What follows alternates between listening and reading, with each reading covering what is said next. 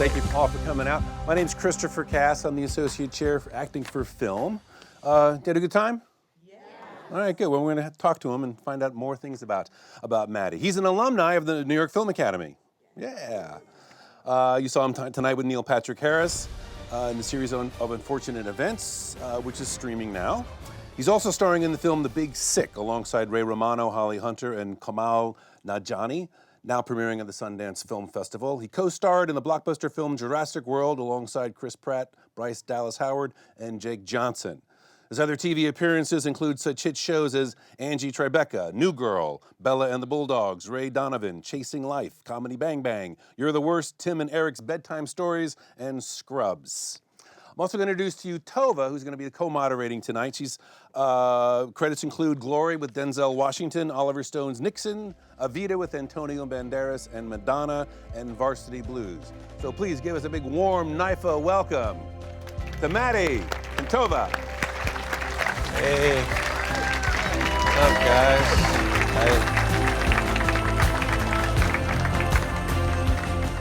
How's it going? Good. When did you take NYFA course? I took NYFA in 2002. Yeah. Wow. BC. No, I'm just kidding. How old were you when you did that? I was 19. I went here when I was 19. Yeah. So Long time ago. Okay, and how long did you study? I studied here for a year, and then I came back and did my own, I made a film, and they basically, I paid you guys and made a film. So it was an excuse to make a film, so. Oh, so you mean you used the studios? Yeah, I used the cameras and stuff. And there you go. yeah. There you that's go. How it's done. Get ideas, yes, from here. Yeah. So may I say that I was looking you up today at IMDb Pro, and I was really impressed about how much you work. Films, like 32 titles already, and TV, and and small parts and bigger parts, and 1 episode and 2 episodes, and now 5 episodes, and So how did you start? Where did you start, and how did you get here? I know you got here in a car, but I mean. You're right. Yeah, I came here in an SUV. Thank you, by the way. Very nice SUV. Let's see. Well. I'll just kind of tell my story to help you guys kind of get through everything. After high school,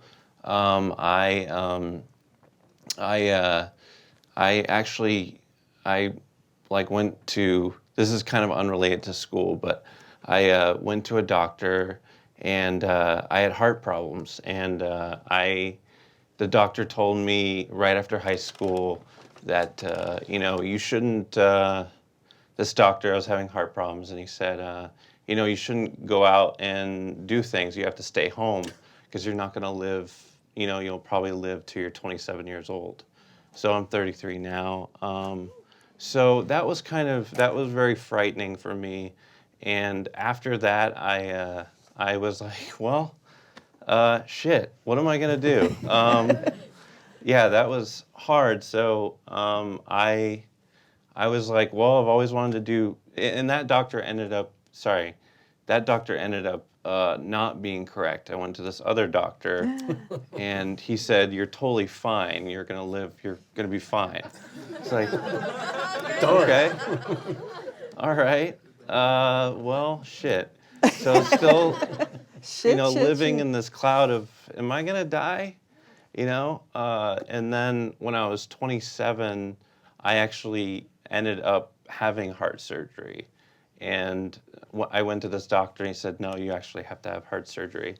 So, but I'm gonna live a long time, guys. Like, that's a good thing. So,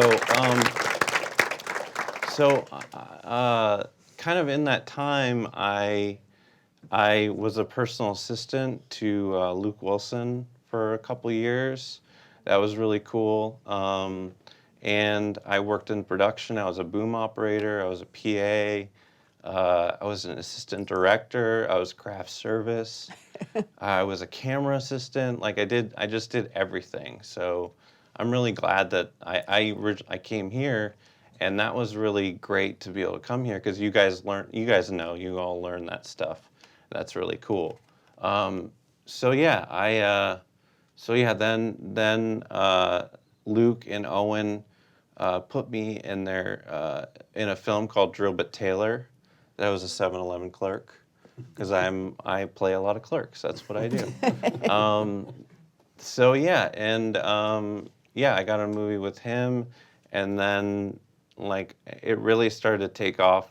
Like maybe then I had 7 years of like just commercials here and there and small TV parts, and it was kind of dead in that period because I was going through this heart surgery and all this stuff. So that was a bummer.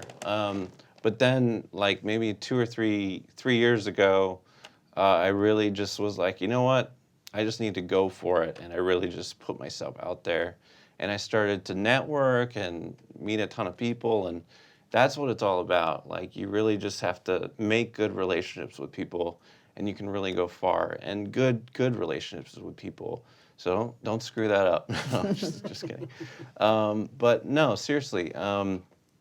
Yeah, if you are struggling right now of thinking like, well, I'm not gonna make it, or when is it gonna happen? Like, it's just be patient. Like, the thing is, like, just work hard, be nice to people, and you can really go far. And don't give up. And if you're scared right now, it's gonna be okay.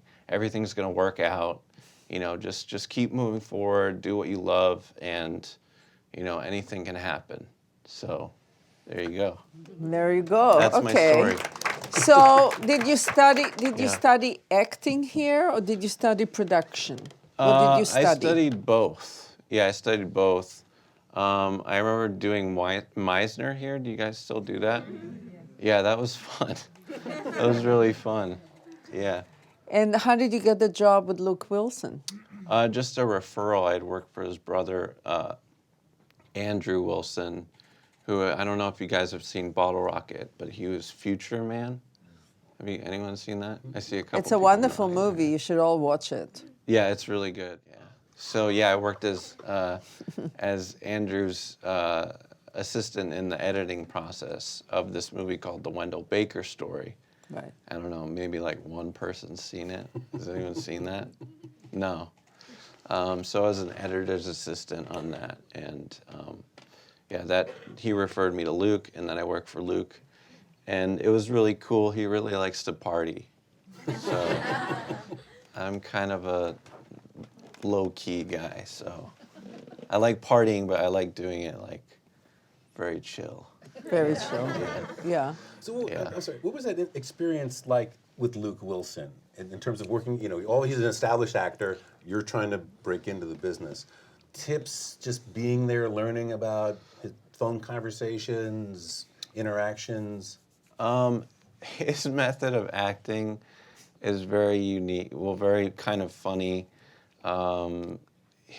He smokes pot before he does his acting. Not recommended. Sometimes. Not recommended, but that's what he did. But other tips, he didn't do that all the time. But he did. Does that answer the question? Well, what did you take away from it, though? Oh, what did I take away from it? Well, he taught me how to run lines with him and stuff like that, and I would always mess up and screw up. So I think he kind of taught me how to run lines with him, and not drugs, not run lines of drugs, but actual acting. And he just kind of taught me how to act on set and how to act on set. Behave on set. Okay. Set etiquette. Don't knock over a C-stand. Yeah. Yeah, don't stand in the shot. Yeah, don't stand in the shot. Texting while, yeah. Exactly. So, okay. So, if you're looking back, basically, it was going to be my last question, but now I'll bring it forward. Yeah. So, if you look, where was the breakthrough? What do you think contributed the most to the fact that you kind of break away from, you know, all the people that are trying to break through, and you broke through, and you've been, you know, acting and acting. So yeah, for me it was networking. When I had worked for Luke, I had met the Farrelly brothers back in, I don't know, 10 years ago, and I've always been a huge fan of them, and I saw that they were making Dumb and Dumber 2, and Jim Carrey is one of my heroes, so I was like, at the time, I was like, you know, this was maybe 3 or 4 years ago, and I was just fed up of just nothing happening, you know, I wasn't making enough moves, and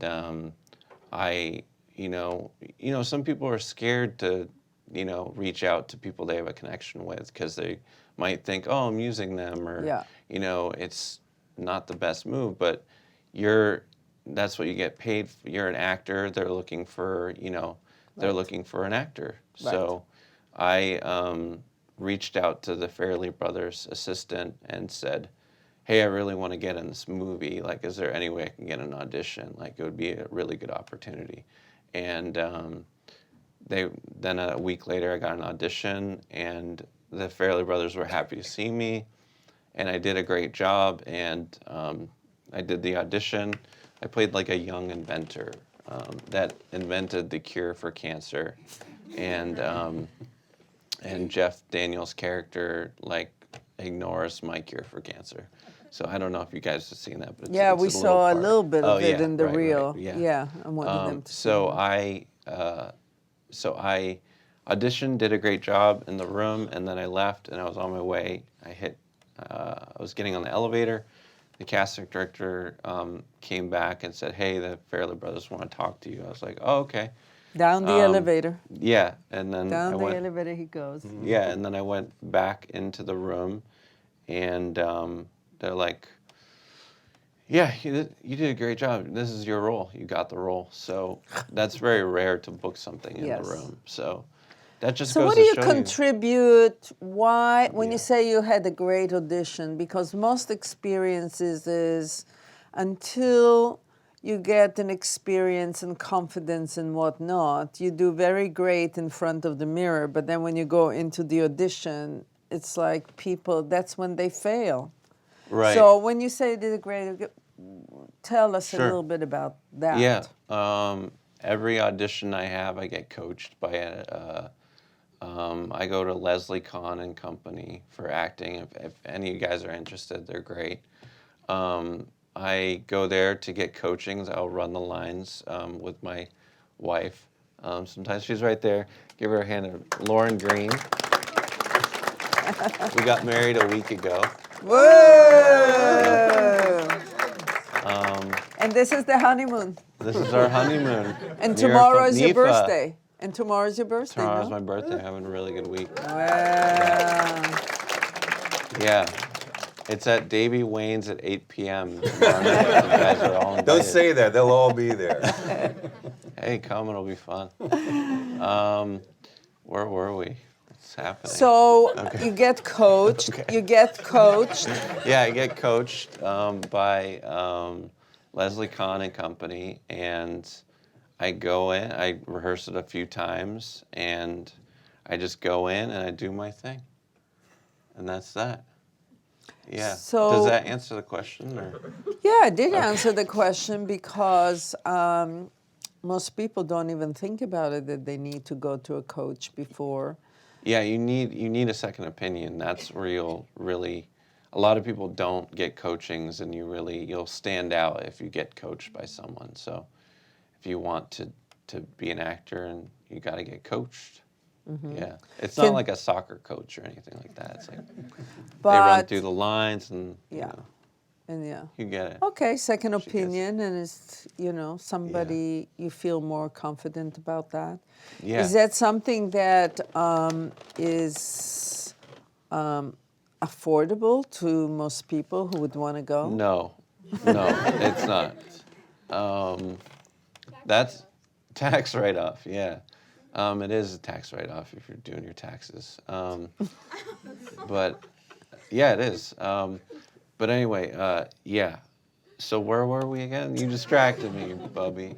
What? We were about whether it's affordable or not Oh, affordable. right. But it's a Yes. priority, obviously. It's an expense that is an investment in yourself, and you should do it for sure. If you can find a way to, I don't know. That's the thing is like if you have someone in your life that is rooting for you, like your mom, she will help you with that, or a dad, or a cousin, or like brother or sister that can help you pay for that while you kind of build up to be able to afford it on your own. I recommend that. But if you don't have that, I don't know. Good luck. Yeah, good luck. No, then you can find maybe a place that's more affordable for you, like a different school or something like that. Or you could run it with a friend, and a friend you trust, and they could like give you their opinion on it. I would recommend that. Yeah. Is that? So I got a quick question. You say Yeah. you shoot this in Canada, Yes. and you was telling me back there, and I want to tell them Sure. that whole topiary maze. Oh yeah, definitely. That's an interior shot. Yeah, that's in a studio that was like an old meat packing place, and they made it into a studio, and all the hedges with the snakes and the maze and stuff was $2 million. That's a lot of Netflix. hedges. Yeah. Yeah. Netflix has so much money. Anything Yeah. about this? Yeah. We see you in the second episode. Yeah. Anything memorable about that day, that week you were shooting? Yeah. Those scenes. Yeah, I can tell you that originally I wasn't supposed to be a nurse. I was supposed to be in like a doctor's hazmat suit, but it just wasn't as funny as being a nurse. It's funnier. And also, what else can I tell you? Are you going to be in 5 episodes? So, Yeah. Yes. So what? You're going to be a nurse, or you're going to be a different henchman? I'm a different. No. I play neither a man nor a woman.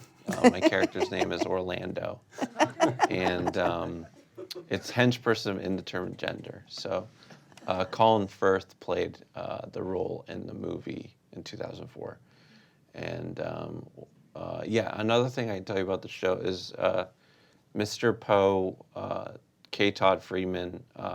I guess was the only actor out of 40 actors that would cough. Like, because in the script it originally said like he coughs, but all the other actors didn't do it. He was the only one that did it, and that's why he got the part. And he's obviously a good actor, so. Wow. Nobody bothered to cough in the audition? I guess not. They should have. Whoa. Yeah. There's another lesson for you guys. That's a really good lesson. Yeah. You should think about that. Coach. Think deeply The on coughing that. technique. Yeah. Yeah. Yeah. In coaching, maybe you get that kind of stuff. So, so it looks like most of the stuff that you did is comedic, right? Yeah. Yeah.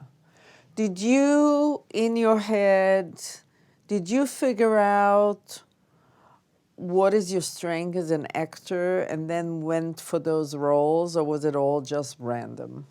It was kind of random. I mean, I did a lot of like I started out at the Beverly Hills Playhouse doing acting for like learning method, and that was really hard for me because I just like when you go, I don't know, just very dramatic stuff is really difficult because for me it just comes off very funny. So I stuck with comedy, and that's where my strength is. So I've kind of realized that to the past like 5 years or something. So my goal is just to focus on comedy right now and maybe do drama later.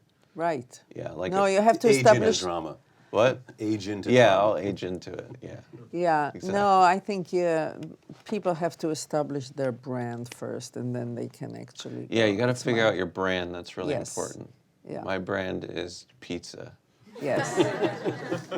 Comedy pizza. comedy pizza. Yeah. So Who's your inspiration in, let's say, the comedy world? Somebody that you would like to have the same trajectory? The same?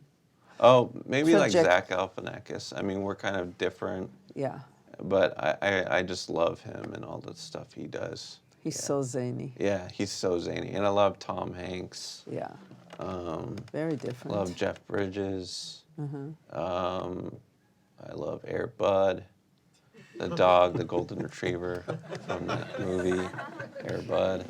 Yeah. Yeah. Okay, I get it. You Yeah. got it. Okay, let's open up to the students if you want to ask another question. Yeah, well, Sure. while they're landing up, I'll Exactly. throw one more question in there. Sure. You said there were these down years while you were waiting and waiting. Yeah.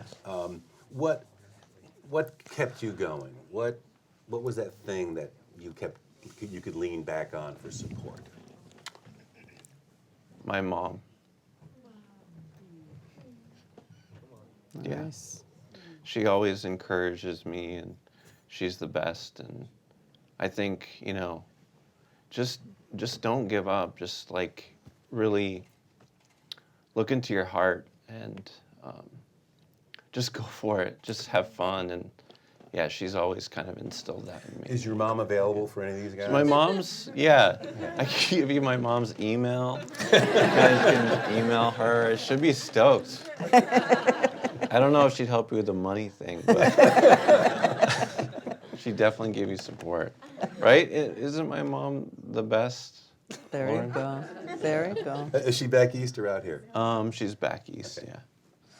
Okay, students, if you want to ask a question, please go behind the microphone. Okay, so I'm in the New York Film Academy Teen Director program. I had a really big question. What's the biggest, production you've been on? Like, you've been on Jurassic World, that's pretty big. Yeah. And then it's Netflix, so it's pretty good. But Dumb and Dumber 2 is pretty big, so I'm wondering, what was the biggest, production you've been on? The biggest was probably Jurassic World. Yeah, okay. Yeah. Mm-hmm. That was unreal. I was on an island, very beautiful. Like, it was hard to act because it was so beautiful. Yeah, probably Jurassic World. Okay. Okay. Hey, my name is Jose. I'm in the filmmaking program. What's up, Jose? Hi. I'm a huge fan of the books, and Yeah. I particularly loved the approach to the henchperson of indeterminate gender because it's very different thanks. from the books. And I wanted to know, if was that more of a writing thing, or was that also after they cast you, and how was they gave him such a comedic approach, different from the very scary one in the book, and I really like that change actually, and I wanted to know about that. Yeah. For me, it was just making it more comedic, and making it more of my sensibility, and just kind of running with that. It was just kind of more comfortable for me, and I don't like being too scary. It's just not, especially to kids. So I just kind of kept it very, very dry and fun, and yeah. Does that answer your question? Yeah, it was. I really liked that approach. It was one of the changes that I really appreciated. Oh, cool. And yeah, great job. Thanks, Jose. And the director allowed Good you up to for do Jose. that, huh? Yeah. Yes. Okay. Yeah. The director let me do that. Congratulations for the director that Thank you. allowed you to do Yeah. that. How are you? I'm good. How are you? Pretty good. Are you gonna read a speech there? No, so I can't. I'm very bad remembering. No, so, it's good. No, I got two questions for you if you don't mind. Yeah, of course. The first, have you always had long hair? Yeah. Okay. Yeah, it's been shaggy. Nice. Yeah. It looks good Shaggy's on you. funny. Yeah, shaggy's Yeah. funny. Keep it funny. That's what I say. What is your longest speak? On your reel, we noticed that a lot of your roles are very low speaking, or you don't really have very long speeches. What would be what would you say the longest speech you've had in a production would be? Probably today. No, I'm just kidding. I'm just kidding. My longest speech, geez. I can't really think of one. Bubby, do you? Selfie, is that the ABC show? Oh yeah, probably Selfie ABC show, where I was like an assistant to John Cho. I had a lot of long speaking stuff in that. You can check it out. Thank you. Thank you, man. Long and big, yeah, okay. I'll let you know when I have a monologue, though. If there's ever a monologue in a movie, I'll let you know. Hey there. I was wondering, I know that I've seen that you've done a lot of different types of work, from like, movie work to television shows, and I was wondering, what are some of the biggest differences from auditioning to directing style that you've seen, or being directed to? What are some of the differences between long form, such as films, and TV? What's the difference between them? Well, no, like for you specifically as an Yeah. actor, what have been some of the differences that you've noticed? How the directors work with Yes. you. Oh, right. Yeah, it's pretty much the same. Yeah, it's pretty much the same. I mean, yeah, it's pretty much. Yeah, I wanted to respect that. Thank you. Yeah, no problem. Glad we got that one figured out. One of those long-winded answers. Okay, thank you. Hi, Matty. Hey.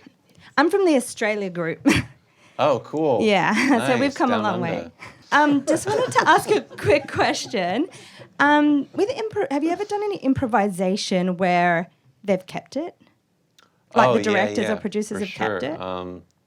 In Dumb and Dumber 2, I walk away and I say like, I'm very defeated, and I'm like, but it cures cancer. That was improv.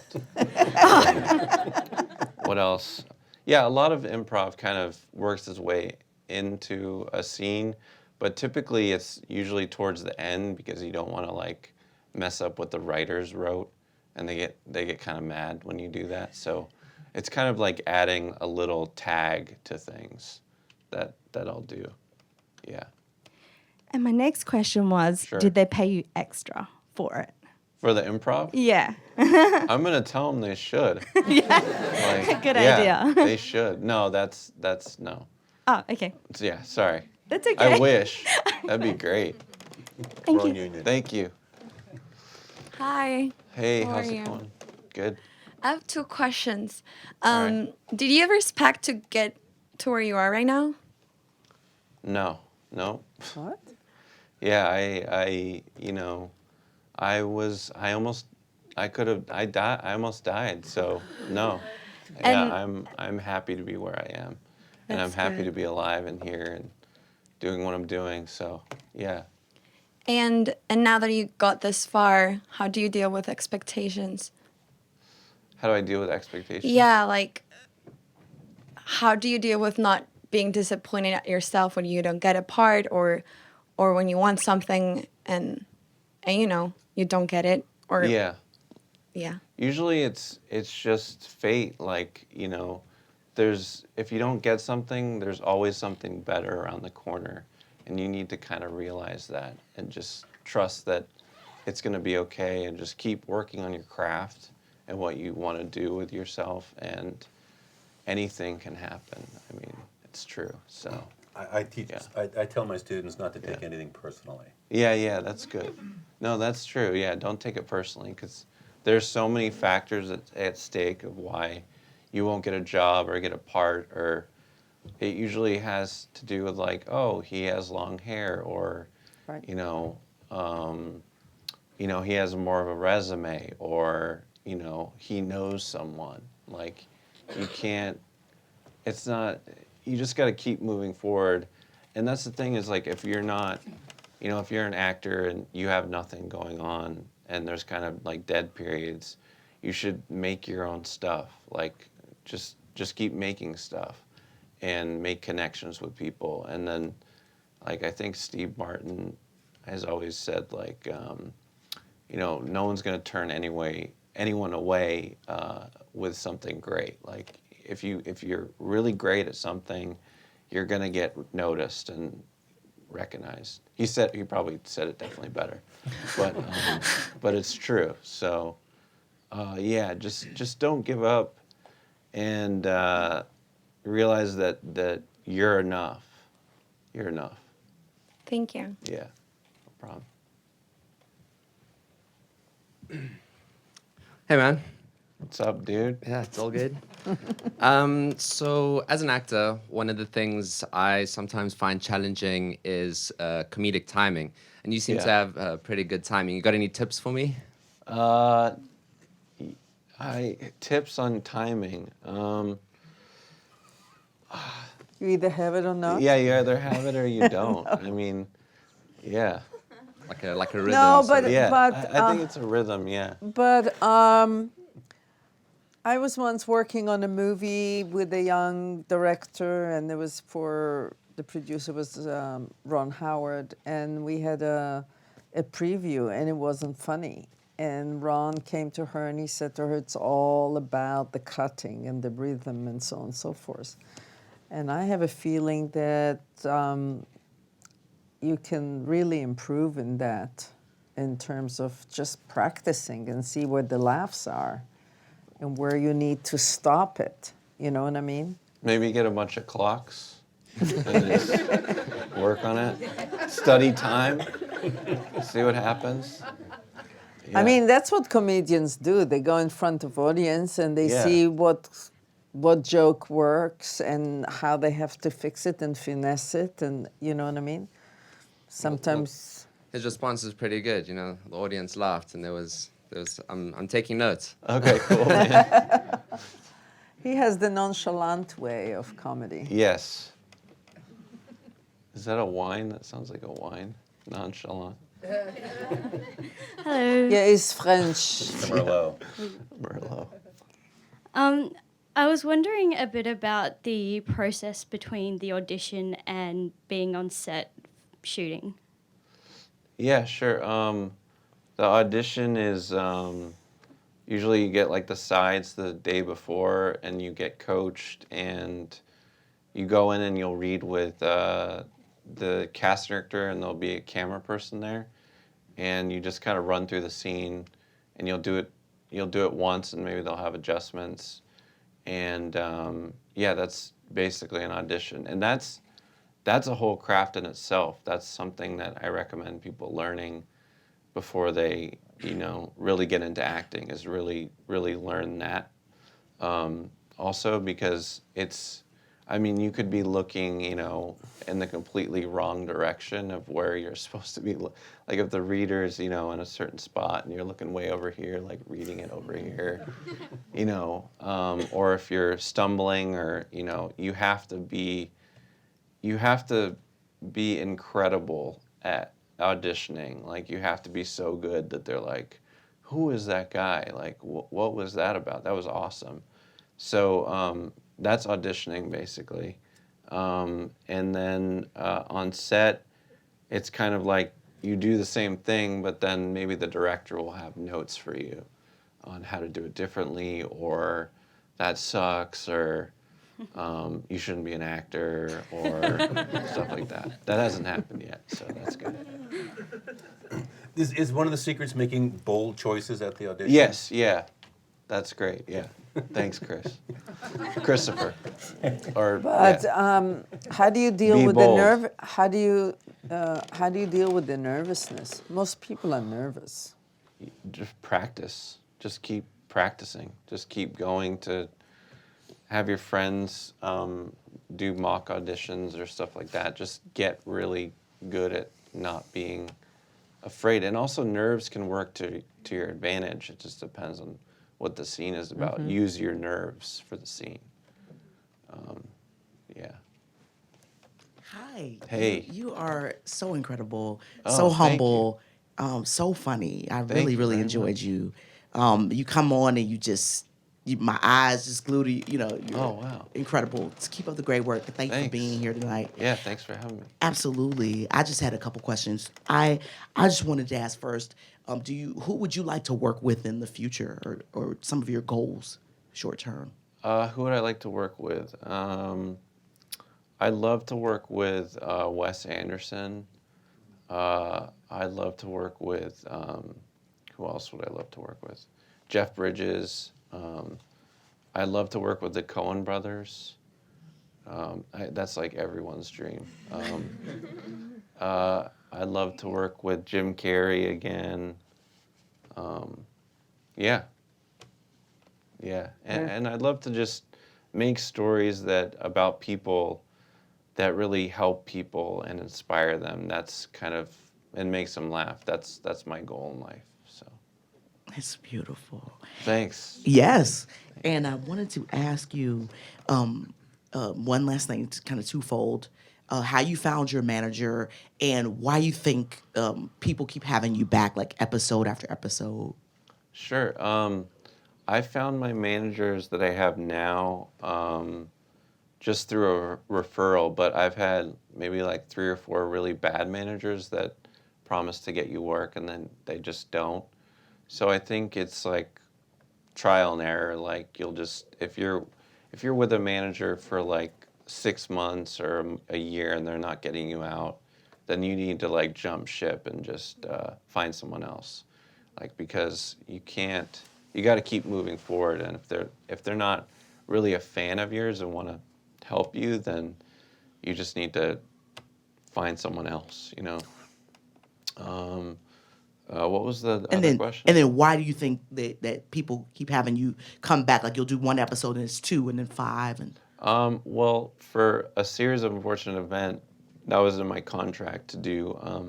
I actually did 6 out of the 8, but the 6th one got cut.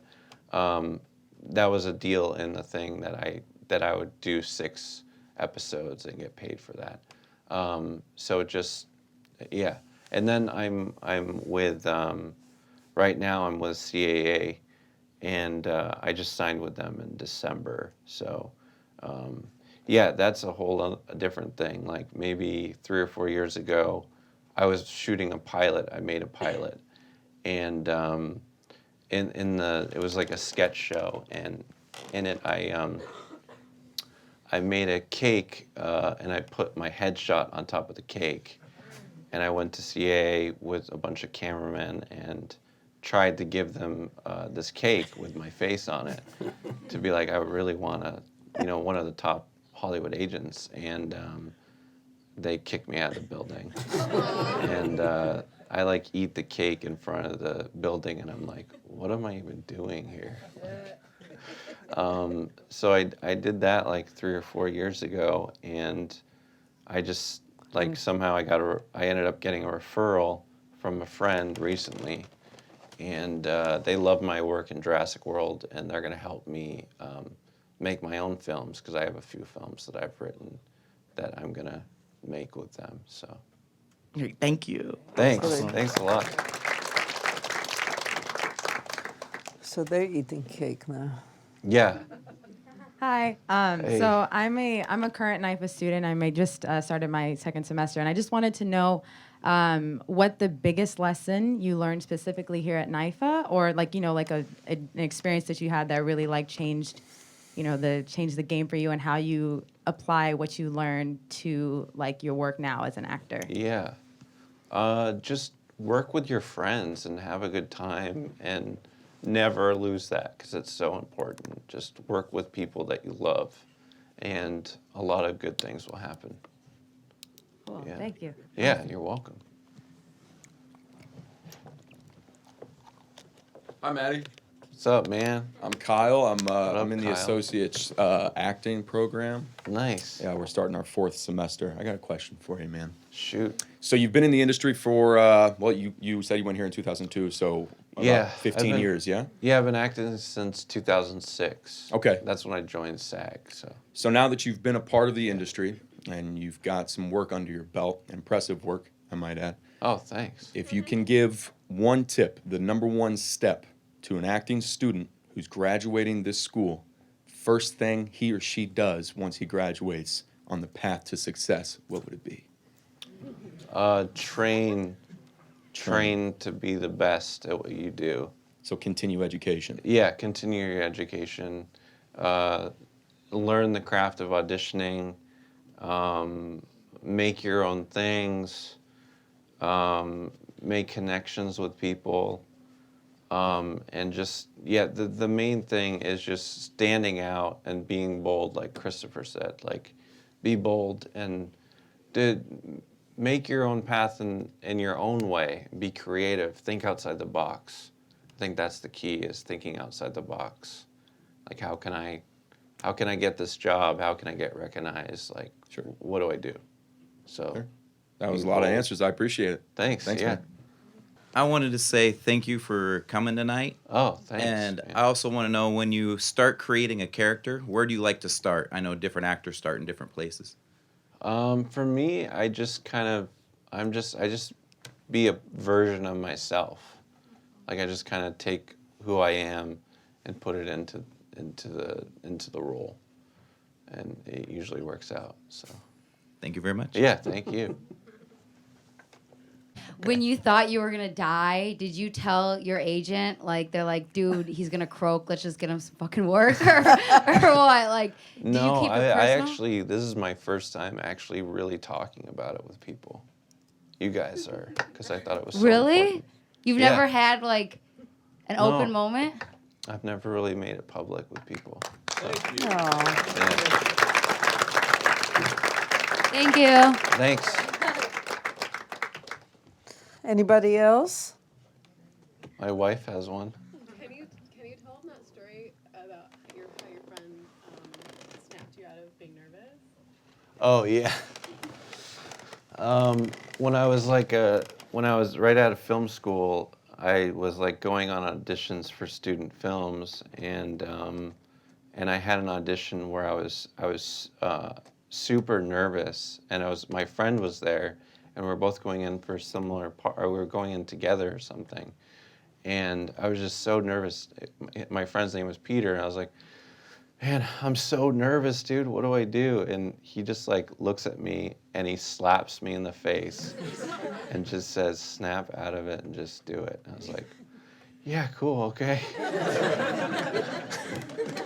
Snap and slap. Yeah, you know, Bryan Cranston was here. Oh, I like him. And he said that the best advice he can give to people is, when you go in, don't even think about getting the job. Just think about what a great job you can do inside. That's so How true. you can take that role and show people what you can do with it. And don't even think, I'm going to get this role. Am I not going to get this role? Is it going to change my life or not? Don't even think about it, because that's when people get really nervous. Yeah. But if you go in and you say, oh my God, I can't wait, really, I want to show them what I can do with this role, Yeah. you go in with a whole other, It's energy. true. Yeah, it's totally true. I agree with Bryan Cranston. We're personal friends. No, Yes, yes. I know you said networking was like your main thing as far as like getting any gigs or like meeting people and stuff like that. Are there any instances where you was just like, I should have like worked with this person some more, or like anything like you can just give us tips of like, because this business is a lot of people that denied wanna- or getting denied by someone, or like even like say for instance someone that you thought at the time maybe like I need to work with these people, or is there any kind of discretion between like who you decide to like maybe I need to continue keeping in contact with this person so you can know, like, because it's a big city, people are always going to give you like the false info and stuff like that they can help you. Like, what kind of helped you decide like maybe these people are better for me opposed to these people? I'd say trust your instincts and work with people that you know are going to be successful. Like, I would definitely do that. Just kind of seek out the talented people that you want to work with and figure out a way to work with them. Does that make sense? Definitely. Yeah. Appreciate it. I carry a bullshit meter with me. Yeah. Yeah. I'll loan you mine. That's true. Definitely. Don't work with sleazy people. I'll tell you that. Oh, we got one more. Okay. Oh, sweet. So I noticed there was a lot of kids and babies on set on this on your series. Can you tell us a little bit about how it is to work with minors? Oh yeah, sure. They're great. They're so fun and they had a blast. I can tell you that the kids during takes they have to go to school. During we'd film something and then they go to school, and they thought that us as adults it was very unfair that we didn't have to go to school. So they made an exam for the crew to fill out to see who would, and they got like prizes if they passed the test. They got all these prizes and stuff, and the person that ended up winning was a PA. Ended up winning the contest for the test. So, yeah, they were a blast. They were really fun to work with. Even the baby? That baby was the amazing. Baby, yeah. Just definitely. one baby? Presley was her name. Yeah. Actually, there were 3 babies. There was Presley and then 2 other twin babies. And they were great. They were awesome. Yeah. I know. They look the same, though. I couldn't tell that it's 3 different yeah, babies. They do, yeah. Well, listen, I think that it was really nice of you to come here. I think that sometimes when you bring an actor that is here, it's hard really to relate. But for somebody who was here and in their shoes, I think they got a lot out of you sharing the steps that you know got you here and the lesson that you learned and so on and so forth. Let's give Matty a big hand. Hey.